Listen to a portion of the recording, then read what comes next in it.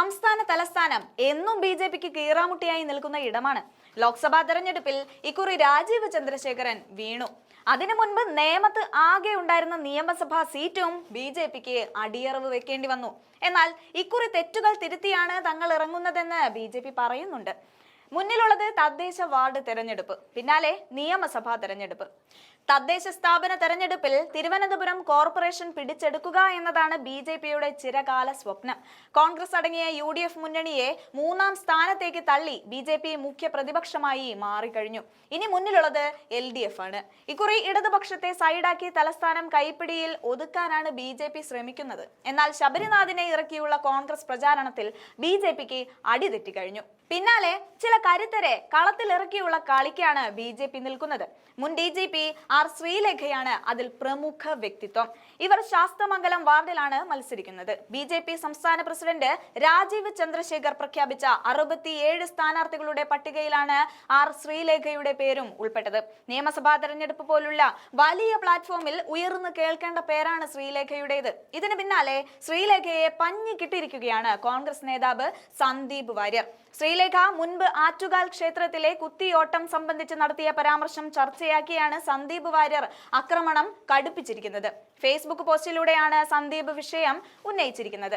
ആചാരത്തിന്റെ പേരിൽ കുട്ടികളെ ശാരീരികമായും മാനസികമായും പീഡനത്തിന് ഇരയാക്കുകയാണ് കുത്തിയോട്ടത്തിലൂടെ ചെയ്യുന്നത് എന്നായിരുന്നു ശ്രീലേഖയുടെ വിമർശനം.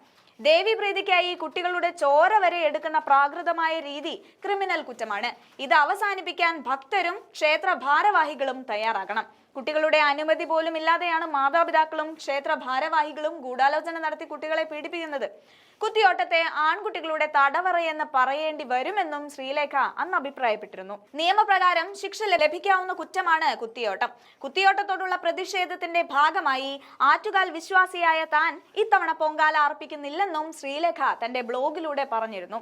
ശ്രീലേഖയുടെ ഈ പരാമർശത്തിന് പിന്നാലെ ബാലാവകാശ കമ്മീഷൻ കുത്തിയോട്ടത്തിന് എതിരെ കേസെടുക്കുകയും ചെയ്തിരുന്നു. പിന്നാലെ സംഘപരിവാർ സംഘടനകൾ മുസ്ലിം സമുദായത്തിലെ സുന്നത്ത് കല്യാണത്തിനെതിരെ പരാതി നൽകിയാണ് തിരിച്ചടിച്ചത്. ഇതോടെ ബാലാവകാശ കമ്മീഷൻ വെട്ടിലാവുകയും ചെയ്തു. ഈ വിവാദമാണ് സന്ദീപ് കുത്തിപ്പൊക്കിയെടുത്തിരിക്കുന്നത്. ആറ്റുകാൽ പൊങ്കാല കുത്തിയോട്ടത്തിനെതിരെ ബാലാവകാശ കമ്മീഷനെ കൊണ്ട് കേസെടുപ്പിച്ച R ശ്രീലേഖയ്ക്ക് വേണ്ടിയാണോ പ്രവർത്തിക്കുന്നത് എന്നാണ് സന്ദീപ് തിരുവനന്തപുരത്തെ ഹിന്ദു സംഘടനാ പ്രവർത്തകരോട് ചോദിക്കുന്നത്. ഇതോടെ ബി.ജെ.പി ആകെ വെട്ടിലായി. ശ്രീലേഖയ്ക്ക് വേണ്ടി ഇടുന്ന ഓരോ പോസ്റ്റിന് താഴെയും ഇത് സംബന്ധിച്ച കമന്റാണ് വരുന്നത്. രാഷ്ട്രീയത്തിലേക്ക് ഒരിക്കലും ഇറങ്ങില്ലെന്ന് ചൂണ്ടിക്കാട്ടിയാണ് അന്ന് ശ്രീലേഖ ഹിന്ദു ആചാരങ്ങൾക്കെതിരെ ആഞ്ഞടിച്ചത്. എന്നാൽ കാലം കടന്നുപോയപ്പോൾ ശ്രീലേഖ ഇതാ ബി.ജെ.പി ക്യാമ്പിൽ എത്തിയിരിക്കുകയാണ്. പഴയ നിലപാടുകൾ മറന്നു എന്ന് കരുതി കളം പിടിക്കാമെന്ന ചിന്തയിൽ ഇറങ്ങിയ ശ്രീലേഖയ്ക്ക് മുന്നിൽ നെഞ്ച് വിരിച്ചു നിൽക്കുകയാണ് സന്ദീപ് വാര്യർ.